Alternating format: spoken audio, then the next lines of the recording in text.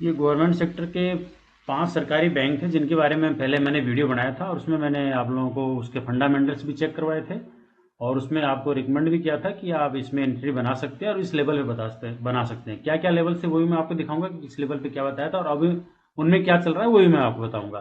फिलहाल ये वीडियो मैंने बनाई थी, ये बनाई थी, आप दिख रहा होगा, 28 जुलाई की वीडियो है।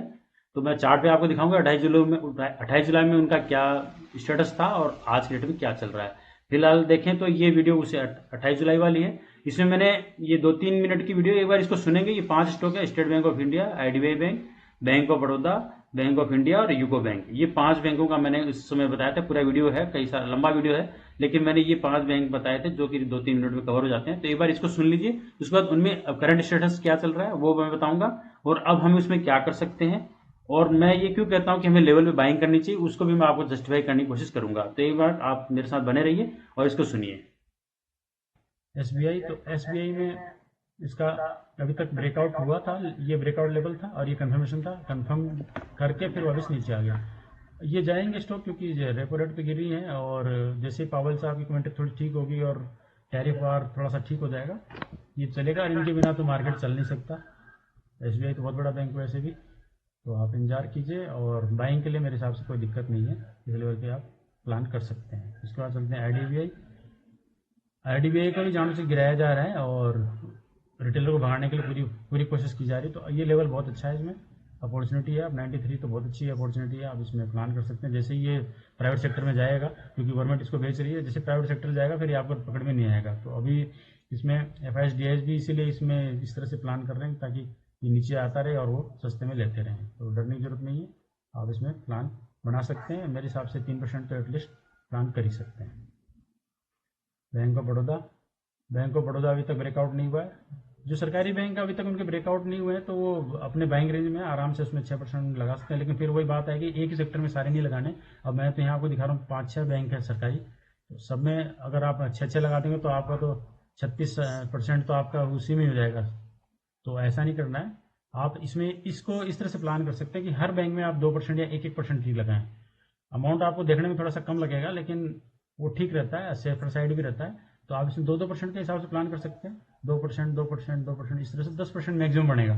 तो इस तरह से प्लान कीजिए आप इसमें 6% का प्लान ना लेके 2-2% का प्लान लीजिए, ताकि जब जो चले उसको उस हिसाब से टारगेट के हिसाब से बेचा जाए। उसके बाद हम बैंक ऑफ इंडिया, ये भी ब्रेकआउट से बहुत नीचे है, तो आप इसमें प्लान कर सकते हैं। मेरे हिसाब से कोई दिक्कत नहीं है, और वही 2% इसमें लीजिए। उसके बाद यूको बैंक, यूको बैंक है, ये भी ब्रेकआउट नहीं हुआ, तो इसमें भी आप 2% का प्लान कर सकते हैं। रेट ये जो दिख रही है, तो ये 2 मिनट का आपको मैंने वीडियो सुना दिया। ये इन 5 बैंकों के बारे में मैंने बताया था कि इनमें एक तो इनका पी रेशियो काफी नीचे चल रहा है और फंडामेंटल स्ट्रांग है, तो एटलीस्ट जाएंगे, क्योंकि प्राइवेट सेक्टर तो जा चुका है, तो सरकारी सेक्टर का भी तो नंबर आएगा। तो ये उस समय मैंने बताया था वीडियो, जब ये 28 जुलाई का था। मैंने इसमें सभी चार्ट पे निशान लगा दिया ताकि अब बार बार इस वीडियो को देखने की जरूरत नहीं पड़े कि ये 28 जुलाई का वीडियो है, ये दिख रहा है। तो मैं अब इसमें आपको दिखाता हूँ, ये मैंने लाइन ड्रॉ कर दी है। जब मैंने एसबीआई का बताया था आपको, तब ये 28 जुलाई को इसका जो रेट चल रहा था 804 रुपये 60 पैसे। उसके बाद से ये कितना ग्रो कर गया, आप इसको एक बार नोट करें। तो अगर आप यहां से देखते हैं इसको, तो ये लगभग 15% प्लस में आ चुका है बताने की बात से, और ज्यादा टाइम नहीं हुआ, 2 महीने हुए, बहुत ज्यादा टाइम नहीं हुआ। उसके बाद आईडीबीआई का देख लेते हैं। आईडीबीआई में अभी फिलहाल क्या है कि जो बताया था 28 जुलाई का, उसी रेंज के आसपास में बहुत ज्यादा कुछ फर्क आया नहीं है, कुछ ऊपर कुछ नीचे गया है। लेकिन ये क्या है कि प्राइवेट सेक्टर में जाना, तो इसलिए अभी इसमें क्या है, जो बड़े वाले हैं मैक्सिमम तो ये 4% गया था, अभी फिलहाल ये 2-2.5% पे है। तो इसमें क्या है कि जो प्राइवेट सेक्टर में इसको जाना है, तो इसलिए जो रिटेलर है उनको भगाएंगे नहीं, तो फिर वो खरीदेंगे कैसे। इसलिए ये इस तरह से इसको कंफ्यूजन में पैदा करके ये लोग इसको नीचे रखे हुए, ताकि आप जैसे लोग स्मॉल इन्वेस्टर्स हैं वो भाग जाएं इससे। तो फिर उसके बाद ये इसको स्टॉक को लेके जाएंगे, और ये भी आने वाले समय में, जैसे यूटीआई बैंक से एक्सिस बैंक बना और आईसीआईसीआई बैंक है, ये सब पहले सरकारी सेक्टर के थे, इनको कन्वर्ट कर दिया गया, एक्सिस बैंक बना दिया, आईसीआईसीआई बैंक बन गया, ये सब प्राइवेट में चले गए। तो आज देख रहे हैं उनका ग्रोथ भी बहुत ज्यादा है और रेवेन्यू भी बहुत ज्यादा है, और अच्छे रेंज पे मतलब बाइंग उनकी हो रही है, और 1000, 1200, 1500 तक की रेंज में जा चुके हैं। तो ये जो 93 का आपको आज दिख रहा है, ये भी अगले 1-2 साल में, जैसे ये प्राइवेट सेक्टर में जाएगा, धीरे धीरे करके भी 1000, 1200 में चला जाएगा। तो लॉन्ग टर्म के लिए आप इसको रखिएगा, अच्छा रहेगा मेरे हिसाब से। अभी भी बाइंग बन सकती है, इसमें कोई बहुत ज्यादा ऊपर गया नहीं है। उसके बाद मैं तीसरा दिखाता हूँ, बैंक ऑफ बड़ौदा का। ये बैंक ऑफ बड़ौदा का जो बताया था 28 जुलाई को, तो उस समय ये इस रेंज में था 243 रुपये में 28 जुलाई के हिसाब से।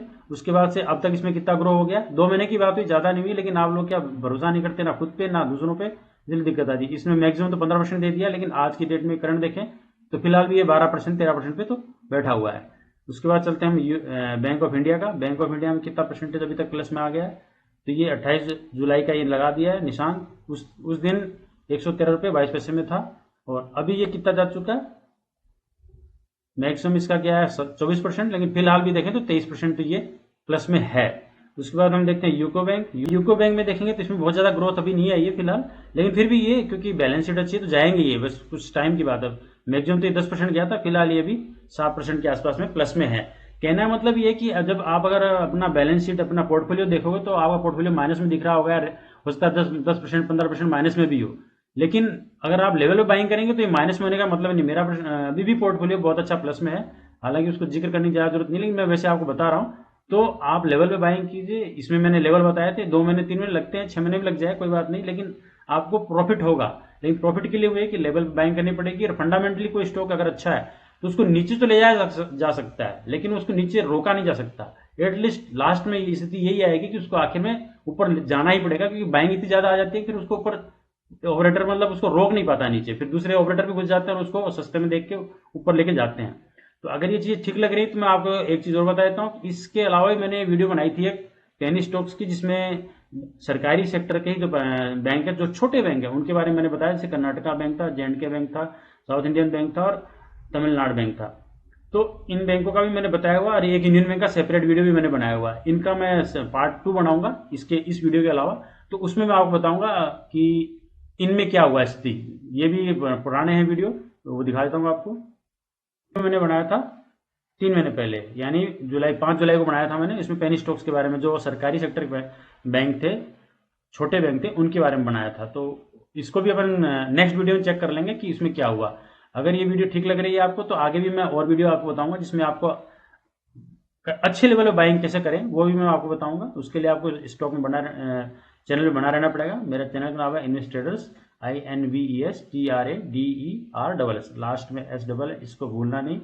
और अगर ठीक लग रहा है तो आप इसको लाइक और सब्सक्राइब करें। और लेकिन मेरे किसी भी स्टॉक में बाइंग करने से पहले आपको इसको जरूर देखना पड़ेगा, सक्सेस मंत्रा, शेयर मार्केट से निराश हैं तो ये जरूर देखें। इसको देखे बिना आप मेरे किसी भी स्टॉक में बाइंग ना करें, क्योंकि अगर मेरे कहने पर आप बाइंग कर भी लेंगे तो आप क्या है कि बीच में इसको बेच देंगे, डर जाएंगे तो बेच देंगे, तो आपको लगता है नीचे चला गया। तो ऐसा कुछ नहीं करना। आप इसको देखेंगे तो आपको कॉन्फिडेंस आ जाएगा कि जो मैंने लिया है वो सही है, बैलेंस शीट उसकी अच्छी है, तो वो कितना ही इसको नीचे ले जाएं, लेकिन आखिर में जाएगा तो ऊपर ही। तो ठीक लग रहा है तो आप लाइक जरूर कीजिएगा, और जो बताया गया उस पर पूरी तरह फॉलो करेंगे तो ये मान के चलिए कि आपको फायदा मिलेगा। Thank you.